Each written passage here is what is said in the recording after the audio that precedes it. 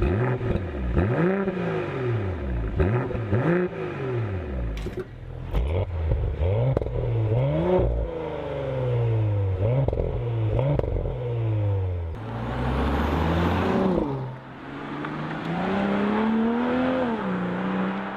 to Thomas's Comparison Driving Lounge, and we put the BMW M440i as a convertible here in the Sport Plus mode and heading on to the motorway.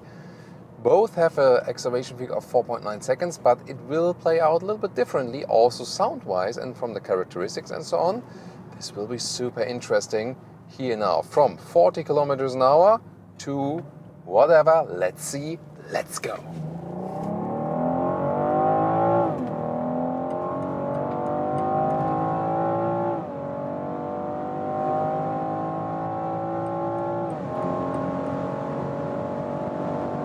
Well, that's 200 kilometers an hour or 125 miles an hour. Woo!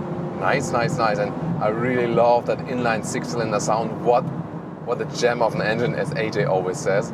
And we are in the convertible, and here at really high speeds, of course, some wind noise, but at the moment, 150 kilometers an hour. Yeah, I mean, that's really fast and still relatively silent in here. So these new acoustic soft tops are doing such a great job. Only at really high speeds you still have differences in noise insulation between the convertible and the coupe. And when we drop it here to like 120 kilometers an hour, so like 70 miles an hour, then it's quite windy outside at this moment here, but it's really relatively silent in here, and you wouldn't say like, oh, I'm in a convertible, I hear so much wind noise. So that's not gonna happen. Really silent, and when you hear at lower speeds, it's almost like this cannot be an open top, vehicle. So really fan of these new soft tops, well insulated, and also like keeping the weight down and so on and so on. And once again, this engine here feels so lively. All-wheel drive here, still with the rear wheel bias, so we're still getting more push from the rear than we're getting pull from the front, and they just remain, with this bias. Steering. It has been improved, I think. So as we started with the all-new 3 Series generation, I was criticizing the steering feel a lot. Meanwhile, I got used to it a little bit, and they also improved it a little bit.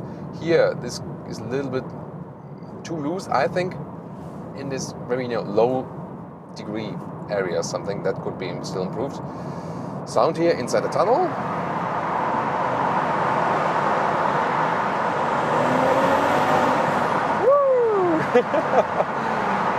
I just love this engine. It's one of my favorite engines overall because it has a nice sound, not too exaggerated.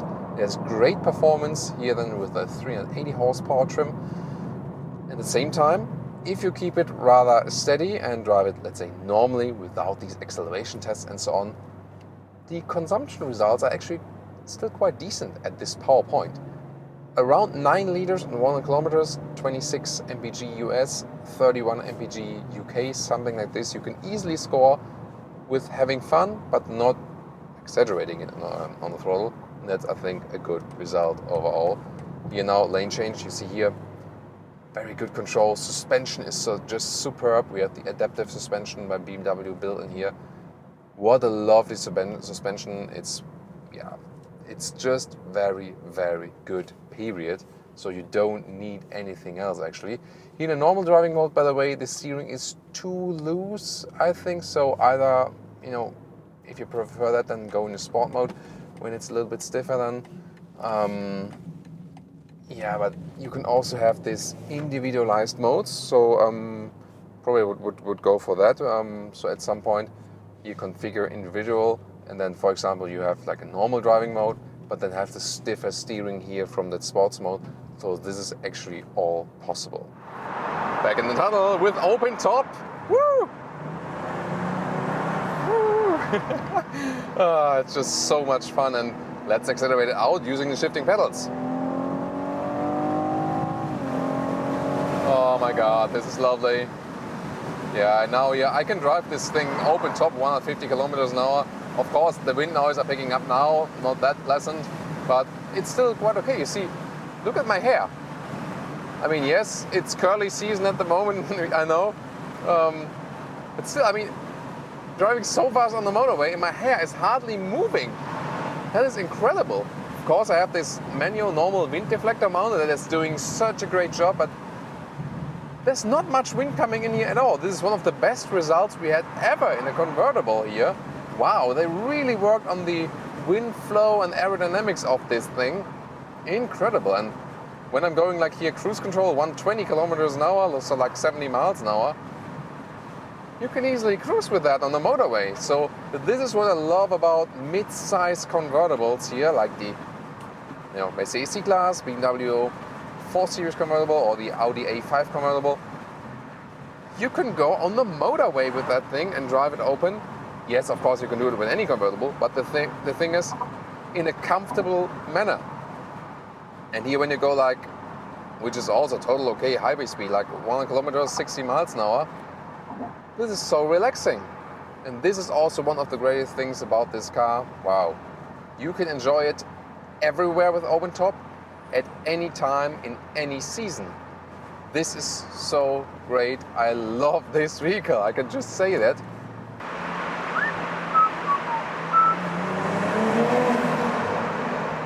Sorry about that. Or should I say, sorry, not sorry? Yeah. You know, I'm absolutely open to electric vehicles. That being said, that's still cool. I just love riding convertibles. This is actually one of the reasons I did this channel.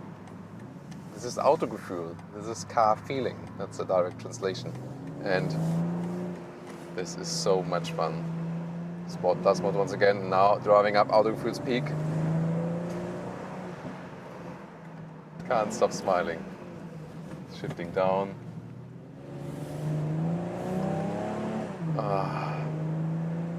Just enjoy this together with me.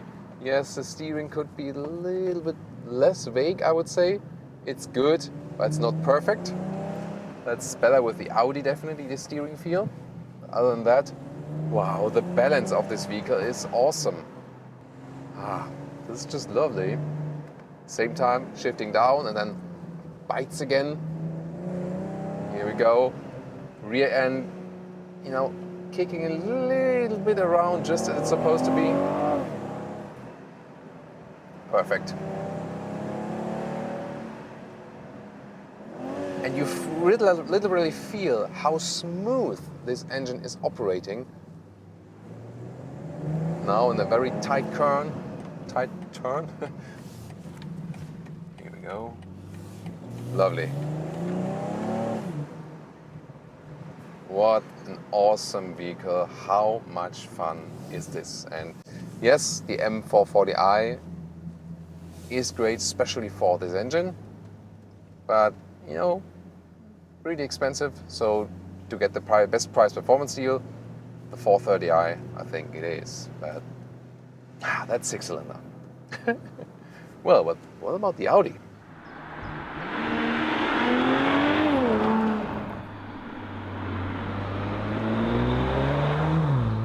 And now the Audi will put here via the drive select in the dynamic mode. It also switches the shifting mode to S. And then we do the very same acceleration from 40 kilometers. And let's just see, does it feel differently? Does it behave differently? And how does it sound? So we'll wait for a safe passage to the motorway. Let's see, behind this truck there. We'll let the other car pass first. Now it's time. From 40, let's go.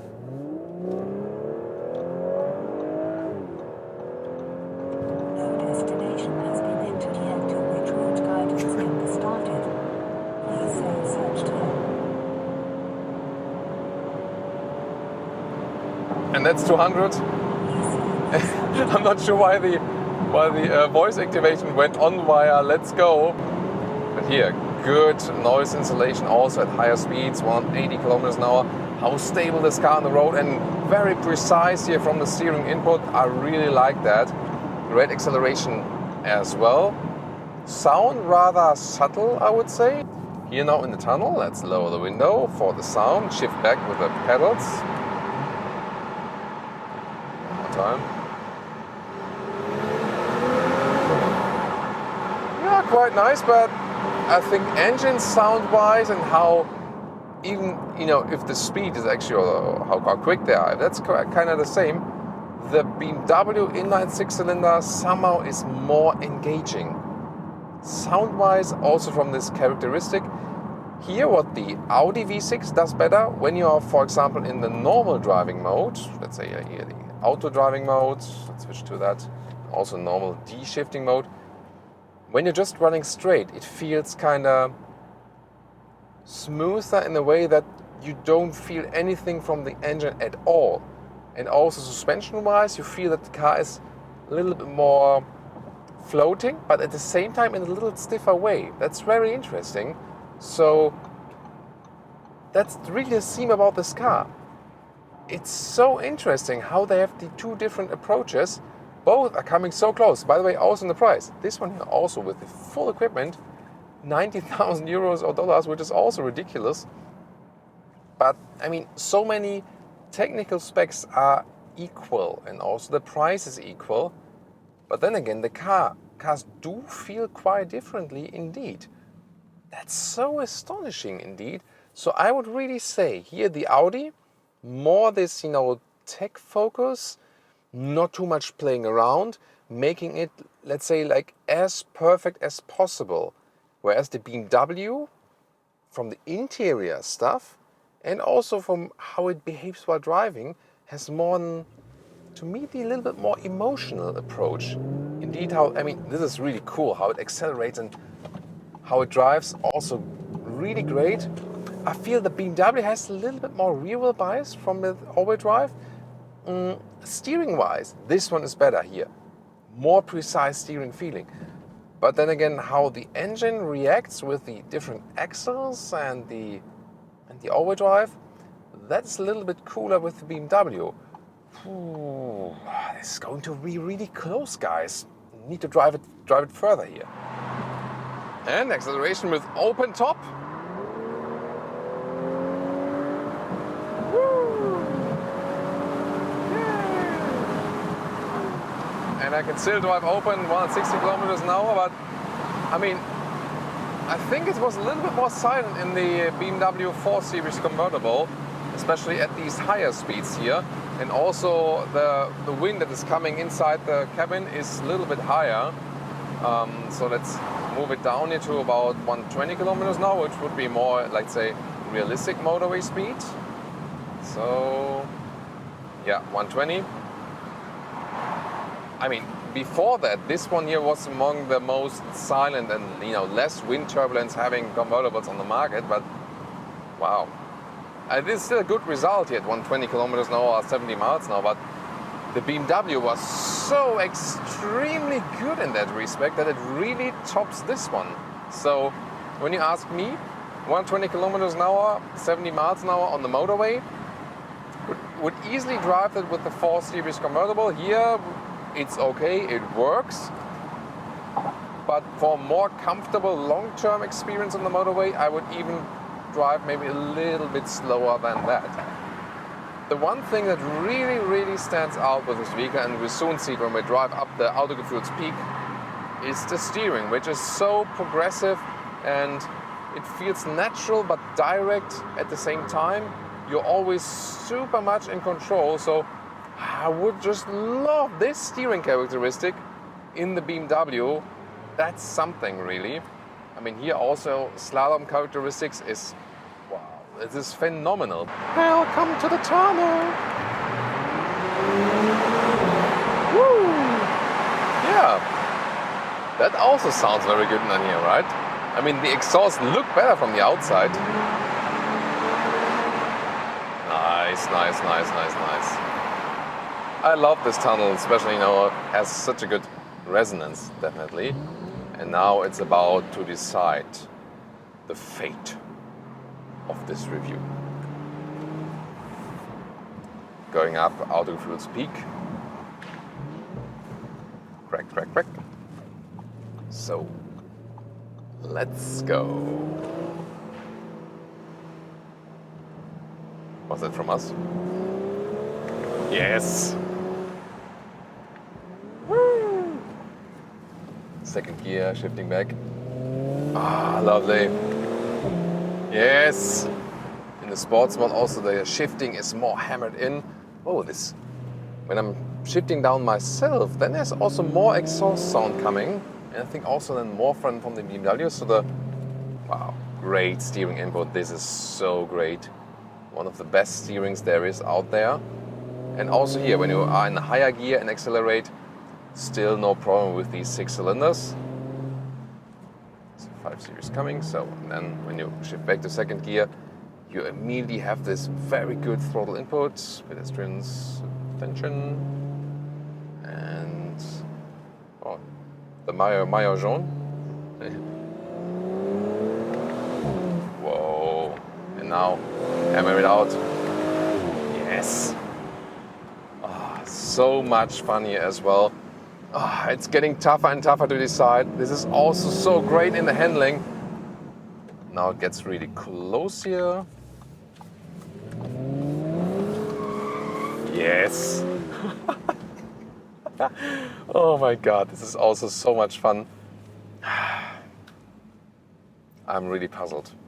So, I mean, if you compare also this one here to any other vehicle, you would say like this is so much more fun and so many stuff. But then again, the BMW, did it hook me more a little bit maybe emotionally? So tough. What about you? What's your choice? So, if you could take one home right now, this one or this one, tell me in the comments. I really don't know. I don't know. It's so tough. Look at these vehicles. And you've seen the review and you've seen how much fun I had. I mean, the segment in general is so great because you can have it as a first daily driver, these vehicles, and still have so much fun. Exterior-wise, I think it's just a matter of taste, definitely. Interior, the thing is, the BMW is more central, the Audi more factual, I would say. But it has more space. It's shorter vehicle, shorter wheelbase, but it has more space on the interior and also better usable trunk and reaching through. So like the logical everyday driver and the head decision is the Audi. But if you've looked at the driving part, I don't know exactly why. Emotionally, I think I'm with the BMW. Just kind of hooked me more emotionally. Although I always know like, you know, the Audi is the more perfect vehicle, I would say. But here, the inline 6-cylinder of BMW, it's just like, just something, you know. I don't know exactly if it's just the engine or something else. I think I have to think about this for even longer time. But as I said, first, you know, impulse of me would be emotional this, had this, same price, so many same features, but they do feel quite differently as you've seen in the review. I really have to think about this even more, but that's so far my verdict. This has been so much fun.